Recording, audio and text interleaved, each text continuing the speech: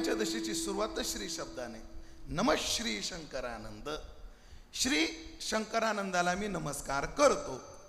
पण त्याच्यावर जी टीका आहे, रामकृष्ण टीका, त्याच्या श्री शब्दाचे एक दोन अर्थ आहेत आणि शब्दात अजून काय, कोशात काय अर्थ आहेत, त्यातले एक दोन अर्थ. श्री म्हणजे सुंदर.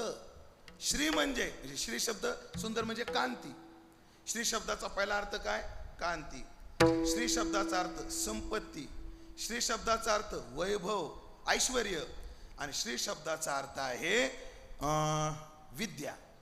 कोण्या संतांच्या पायावर डोकं? ज्यांच्याकडे कांती आहे, ज्यांच्याकडे संपत्ती आहे, ज्यांच्याकडे ऐश्वर्य आहे आणि ज्यांच्याकडे ज्ञान आहे, त्या संतांच्या. एका वाक्यात सांगतो हा सगळं. आता संतांकडे ज्ञान आहे, ज्ञानाचा सागर सखा माझा ज्ञानेश्वर. संताकडे ऐश्वर्य आहे. काय ज्ञान उभारायचं ऐश्वर्य? अंगी ऐसे बळ रेडा बोली, चालविली जड भिंती, हे ऐश्वर्य आहे. ऐश्वर्य आणि संपत्ती वेगळी. बरं, तुम्हाला ऐश्वर्य आणि संपत्तीतला फरक सांगतो. संपत्ती वस्तू देते पण ऑर्डर कुठे करता येत नाही. पैसा खिशात. इकडं पहा, ऐश्वर्य काय? एखादा आमदार आहे आणि काही काही लोक आमदारापेक्षा श्रीमंत आहेत. जाऊ द्या ना, सोपं बोलतो. तलाट्याला काय पगार असतो? बोला की, तलाट्याला पगार काय असतो? टेबलावरचाच विचारतोय मी. 40-50 हजार. चला इकून तिकून लाख रुपये धरू. चला 2 लाख रुपये धरू. 2 लाख रुपये महिन्याला. कल्पना करा, म्हणजे वर्षाचं पॅकेज किती झालं? 12×2 = 24 लाख. समजा एखाद्या तलाट्याला वर्षाला किती भेटतात? 24 लाख. आणि एखादा शेतकरी 100 एकरचा बागायतदार, त्याचा टर्नओव्हर वर्षाचा 2 कोटी. म्हणजे शेतकऱ्याकडं 2 कोटी रुपयाचा टर्नओव्हर आहे आणि तलाट्याकडं 24 लाख आहे वर्षाला. पण ऐकलं का, संपत्ती ह्याच्याकडे शेतकऱ्याकडे, पण ऐश्वर्य तलाट्याकडे. कसं? ह्या कोटीवाल्याला त्याच्या मागं लागावं लागतं. साहेब थोडं 7 बघा ना. वाह वाह. सही कोटीवाल्याच्या सहीला सही किंमत नाही, तलाट्याच्या सहीला किंमत आहे. कारण तलाट्याकडे ऐश्वर्य आहे, ह्याच्याकडे संपत्ती आहे. माझ्या ज्ञानोबराकडे काय ऐश्वर्य आहे? बोल रेड्या, बोलतो. चाल भिंती, चालते. ऐश्वर्य आहे, ज्ञान आहे, ऐश्वर्य आहे. ज्ञानोबराकडे संपत्ती आहे, जयाची द्वारी सोन्याचा पिंपळ. आणि जाऊ द्या नो, ह्या संपत्तीला काय घेऊन बसले? संतांकडे जी संपत्ती आहे ना, ती जगात कोणाकडेच नाही. संतांची संपत्ती कशी आहे? निमोली संपदा भयविरहित. 2 शब्द सांगतो. साधूची संपत्ती निमोली आहे आणि भयविरहित आहे. आता आपल्या संपत्ती निमोली शब्दाचा अर्थ करतो. ही काय? माता मौल्यानं मावशो, हे काय? कशाची आहे? तुळशीची. खरं सांगा, तुळस भारी का सोनं भारी? काय? तुळस भारी. कीर्तन झाल्यावर भेटा, एक तुळशीची माळ देतो, तेवढ्या सोन्याच्या पोती मायाकडे द्या. टाळ्या नका वाजू, कीर्तन झाल्यावर भेटा मला. तुळस भारी का सोनं भारी? भावनेतून काय? तुळस भारी. पण कल्पना करा, संदीप महाराज तुम्ही गेले अमेरिकेला, जाऊ दिले लांब होते ना, जवळ कुठं म्हणून कुठं पाठवा संदीप महाराजांना? गुवाहाटीला. बरं गोव्याला म्हणले नाही. तुम्ही गेले जगन्नाथपुरीला. बरे, आपलं वारकऱ्याने जगन्नाथपुरीला गेले. तुमचं पाकिट चोराने मारलं. असं होणार नाही, काळजी नका करू. पाकिट मारलं, तुम्हाला घरी यायला सुद्धा काय नाही, पैसे नाही. मोबाईल सुद्धा चोरला गेला, पैसाच नाही. बरं, कुणी ओळखीचं नाही. मग काय करणार? काय नाही, मग सोनाराच्या दुकानात जायचं, एक माळ काढायची, ती मोडायची आणि घरी यायची. ह्याचे 10 रुपये तरी देईल का आम्हाला कोणी? निमोली मोल. याच्याऐवजी 1 ग्राम असू द्या तुमच्याजवळ, त्याचे 10-12 हजार रुपये सहज येतील. म्हणजे ह्या संपत्तीला काय नाहीये? मोलच नाही, निमोली आहे. पण वारकऱ्याने असा अर्थ करायचा नाही. आणि असा अर्थ जर केला तर तो वारकरी नाही. ऐकताय का? निमोली शब्दाचा अर्थ काय करायचा? ज्याला व्यवहारात मोल नाही असा अर्थ करायचा नाही. अरे ज्याचं मोलच होत नाही अशी संपत्ती आहे. द्वारकेतलं सगळं सोनं एका पारड्यात टाकलं आणि एकच तुळशीचं पाणी इकडे टाकलं तरी जड पडलं. ह्याला म्हणतात निमोली संपदा. बरं भय विरहित, भीती नाही. एखाद्यानं गळ्यात रात्री संगमनेरला उतरला, गुंजळवाडीमध्ये यायचंय, एक तोळा जरी असलं तर फाटती. काय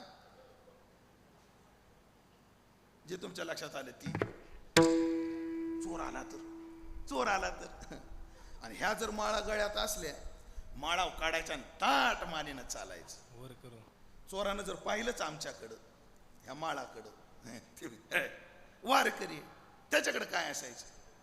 पण चोराला काय माहिती आजकाल वारकऱ्याकडे बी काय काय असते. तुम्हाला विनंती आहे, कोणाला सांगू नका, आम्हाला रात्रीचं फिरावं लागत. भयवीर आहे. एक बाई संगमनेरच्या स्टँडवर होती, तिचं गंठन तोडून नेलं. ऐकलंय का नाही तुम्ही? एक माणूस एसटीत चढत होता, त्याचं लॅकेट तोडलं. ऐकलंय का नाही तुम्ही? पण एक वारकरी एसटीत चढत होता आणि त्याच्या माळा तोडून नेल्या. असं ऐकलंय का कधी? पण आमची संपत्ती भयविरहित आहे. भयविरहित आहे. महाराज, ह्या भयानं तुम्हाला संपत्तीचा आनंद भेटाना सध्या. असून जगायला काहीच कमी नाही, पण सुखी एक नाही. वा. हो, जगायला काय काय लागतं? अन्न, वस्त्र, निवारा, मोबाईल आणि चार्जर. आपल्याकडे नाही का? मग काय रगडलं काय आम्हाला दुःखी असायला? त्याचं उत्तर आहे भय, चिंता, सुख भोगू देत नाही. पण आमची संपत्ती अशी आहे. अशा संपत्तीने संत संपन्न आहेत. श्री शब्दाचा अर्थ संपत्ती आणि श्री शब्दाचा अर्थ कांती. माझ्या ज्ञानोबराचं सौंदर्य काय सांगावं पा. दिव्य तेज पुंज मदनाचा पुतळा असो. अशा संतांच्या पायावर माझं डोकं आहे. श्री संताची या माता चरणावरी साष्टांग एक करी दंडवत. पायावर डोकं ठेवल्यावर दंडवत कशाला? त्याचा भाव आहे.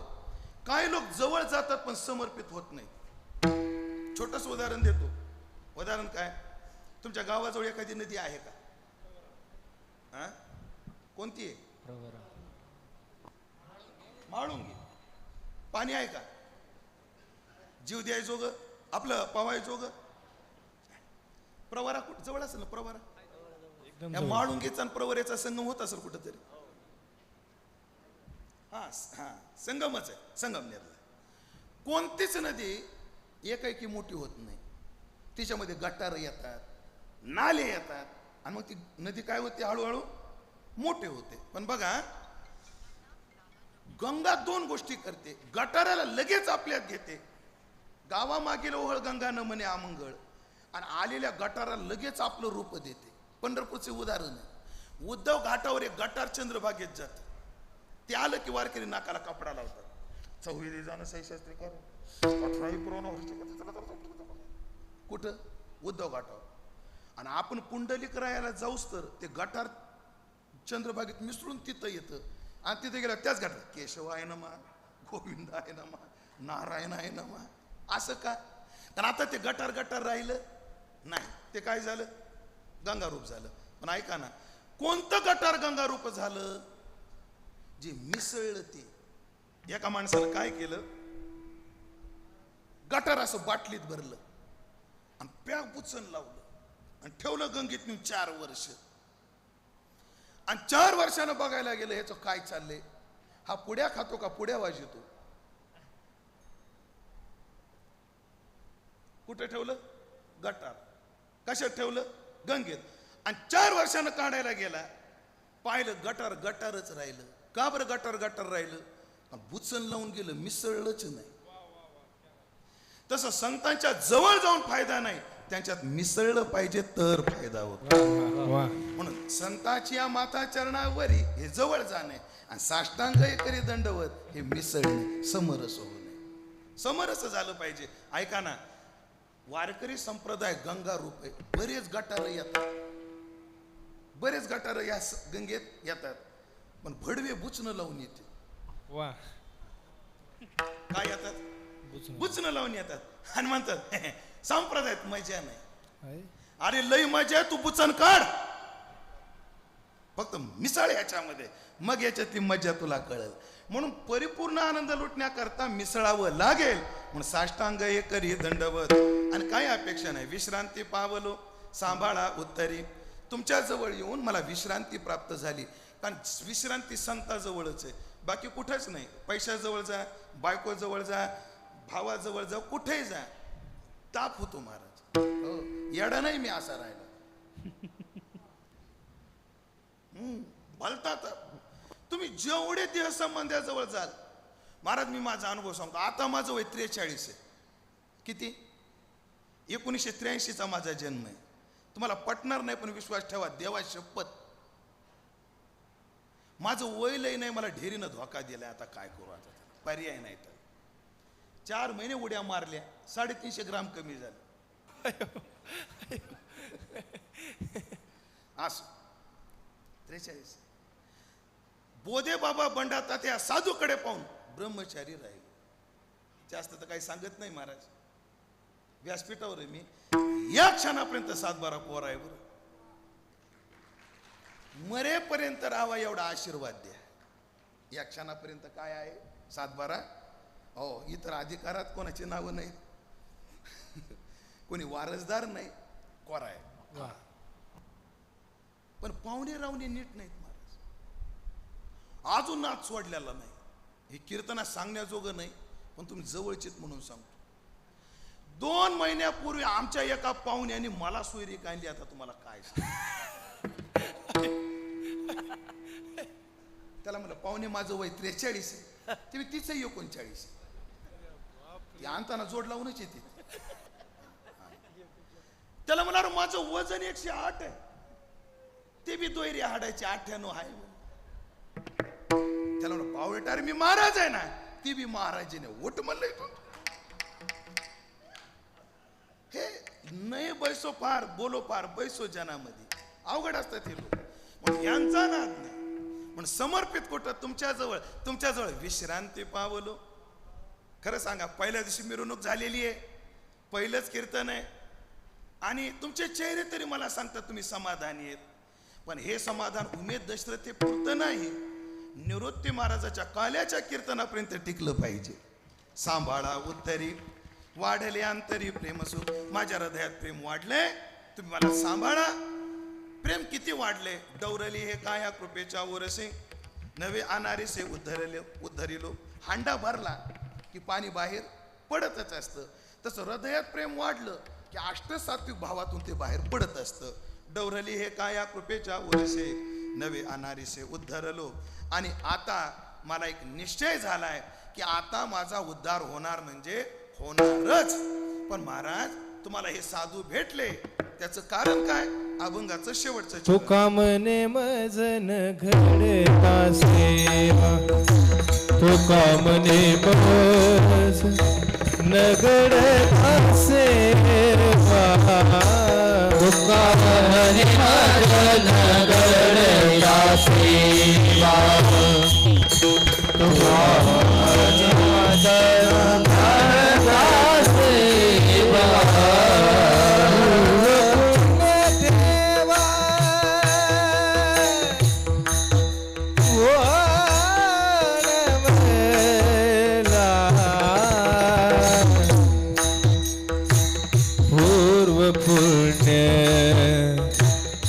पूर्व पुण्य ठेवा ओढवला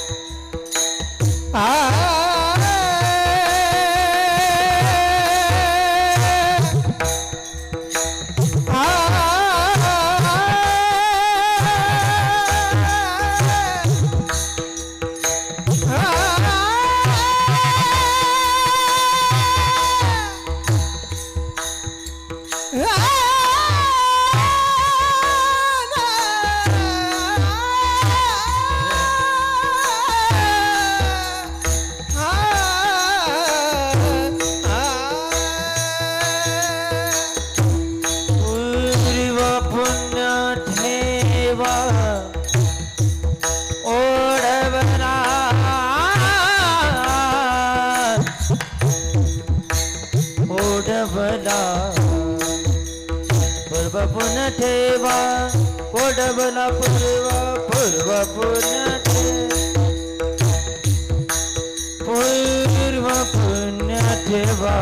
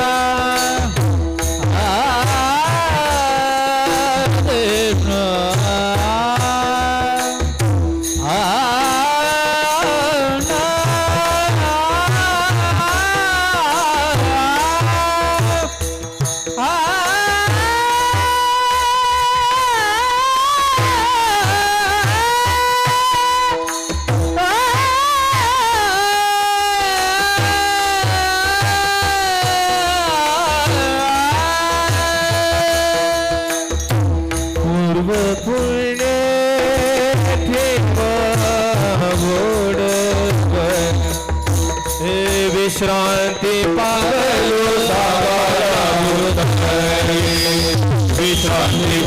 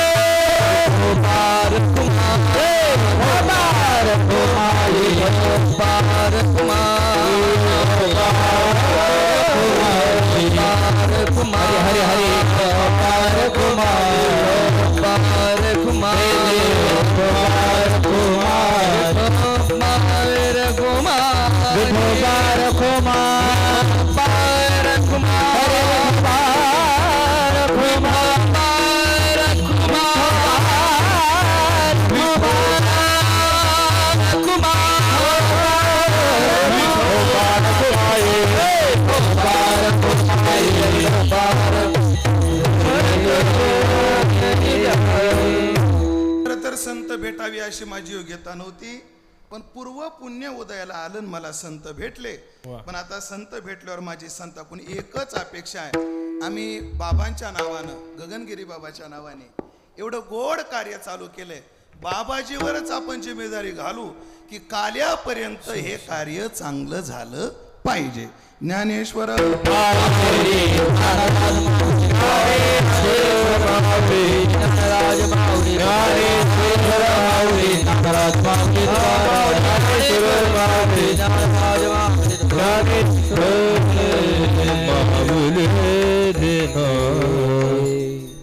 आदरणीय श्री दिलीप अण्णा, आदरणीय श्री संजय महाराज, आदरणीय